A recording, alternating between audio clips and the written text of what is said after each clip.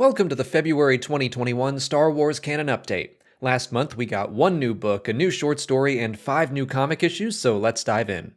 Into the Dark by Claudia Gray is the first young adult novel written into the High Republic era. A group of Jedi wind up stranded on an abandoned space station where they encounter the Nihil and inadvertently reawaken a strange new threat to the galaxy, the Dringir. That's what you need to know plot-wise, but this is a book I would definitely give my recommendation for. It's Claudia Gray, so you know it's gonna be good. She takes a character that is a literal rock and makes him compelling. Everyone deserves to learn about Geode. I've done a full review of the book and I'll link to it in the cards. If you want to give it a listen for free, pick it up on Audible by clicking the link in the description or by visiting www.audibletrial.com/Star Wars Explained. Moving on to the short story, this also takes place in the High Republic era. Charles Soule wrote Go Together Parts 1 and 2 for Star Wars Insider, and I got a subscription so I can keep up with these as they continue to release. Both parts followed 2 characters from Light of the Jedi, Joss and Pika. They're a married couple that worked on Starlight Beacon and wound up joining the fight against the Nihil. It sounds like their story will continue on because they agree to join a task force against future incidents with the Nihil, but first they get to go on vacation. I did like both stories. Just like Claudia Gray, I will probably enjoy anything Charles Soule puts out, but I also wouldn't say you have to get Star Wars Insider to stay informed with everything going on in the High Republic. So let's move on to comics, but I'll stick with the High Republic and Marvel's second issue. I'm still very into this series. Keeve, her former master Skier, and 2 twins with bonded minds called Tarek and Saret investigate a Nihil attack against the Hutts. Skier continues to slip further into darkness, killing a Nihil and then hacking at his dead body.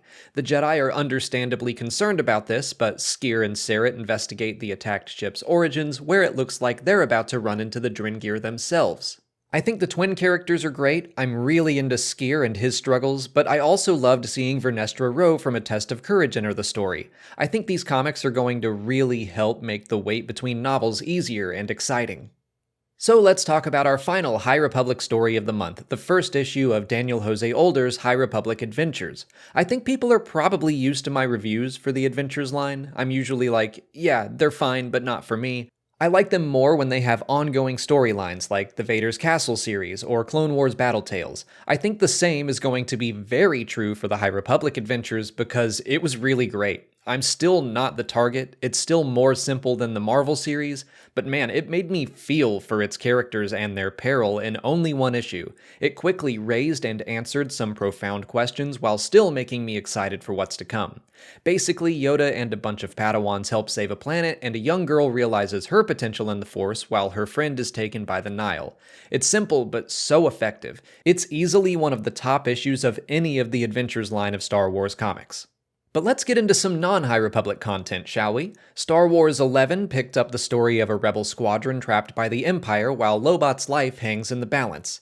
The squadron escapes, but only because Shara Bey stays behind to give her friends a chance. Lobot survives, but Lando comes to think that he and his friend can't rely on the Alliance to care about them. I like those developments, but this series is in kind of a tough spot. We know Lando comes around. We know Shara survives and is returned to the rebellion. So some of that tension is lifted, but still it's about the journey. It's about seeing how Lando goes from just some dude swept up into the rebellion to a general. And I like that it wasn't an easy process, and I'm enjoying the twists and turns Charles Soule is dropping in.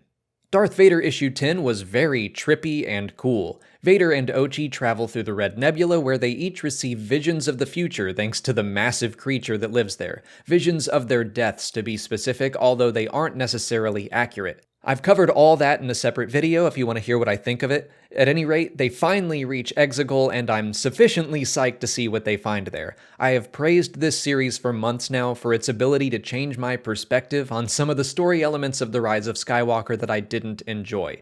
Greg Pak continues to do that, and I can't wait to see how it all ends. And finally, we come to Star Wars Adventures issue 3, and it was fine. One story involved Obi-Wan and Qui-Gon celebrating Life Day on Kashyyyk until Trandoshan slavers attack and Qui-Gon is captured. I do like that this is a 2-part story at least, and the other was about Maul as he and Savage build the Shadow Collective, and that was neat. Like I always say, they're fine, just not for me, and that's okay. For Story of the Month this time around, I'm gonna surprise myself and say The High Republic Adventures. It just surprised me the most. I knew I would like Into the Dark. Every other story was part of an ongoing series that I figured I'd enjoy, but The High Republic Adventures really impressed me and proved me wrong, so I would encourage everyone to give it a shot if they haven't. In March, we're getting another new novel, the final book in the Alphabet Squadron trilogy, Victory's Price, along with another short story and 7 new comic issues. The Canon update will return on April 1st to cover all those new stories, but that's it for today. If you haven't already, please like this video to keep up with all our Star Wars coverage as stories are released, follow us on Twitch, Twitter, Instagram, and Facebook, and consider checking out our Patreon page. As always, thanks for watching, and may the Force be with you.